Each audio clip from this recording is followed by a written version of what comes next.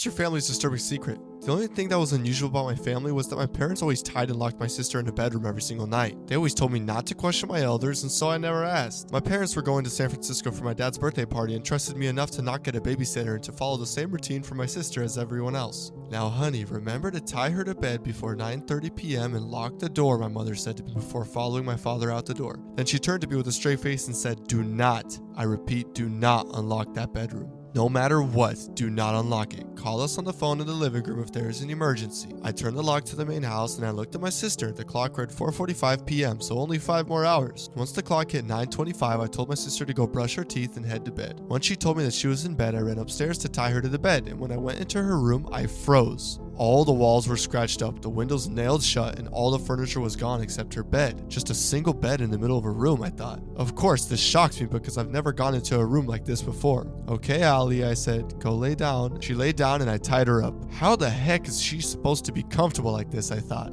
I left her room after but did not lock the door as I wanted to see what really happened. Around 11 p.m. I started hearing growling and I brushed it off as it could have been my Rottweiler Peanut growling at someone walking past the front door. Then midnight hit. The growling grew louder and I heard a door open. My sister's bedroom door? What the heck was she doing walking around 12 in the morning? I could hear her go downstairs and that's when the growling stopped. Everything went silent.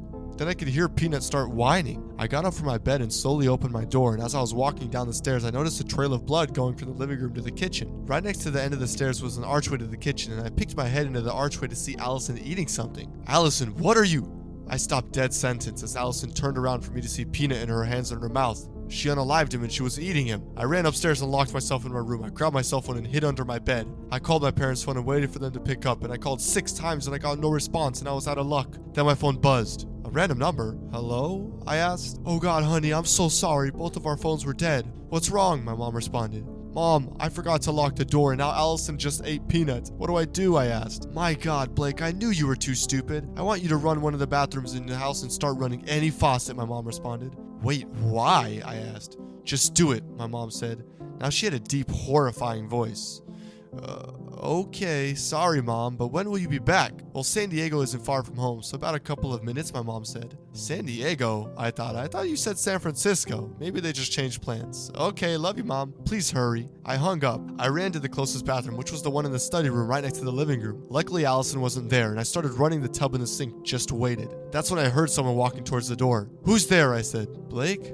Blake, it's mommy. You can come out now. Everything is safe. Oh, thank God, it was my mom. I was going to unlock the door, then the living room cell began to ring. It went straight to voicemail, and that's when I heard my mom on the phone. Hey, Blake, it's mom. Sorry I didn't get your call. I lost my phone, but me and your father are leaving San Francisco right now. It'll take a couple of hours, so please follow these rules. 1. Don't pick up any unknown numbers. Allie can trick you. 2. Don't make any noise, especially through the pipes. She can hear pretty clearly. 3. Lastly, do not listen to any voices. They are not us. The message ended. Fortunately, I didn't open the door yet. Blake, open the door.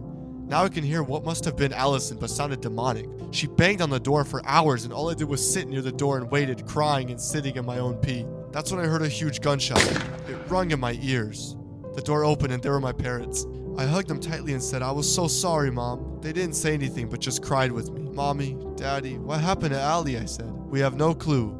Even a medical team couldn't come up with an answer, my dad said. It started when she was around 5. She would just bite us, then it turned into eating animals. Then around 7, she tried to kill us. And we didn't want to scare you, so we didn't tell you. I'm so sorry, honey, my mom explained. We'll have to make this look like an accident, my dad said. We all cleaned up the scene and made it look like a suicide.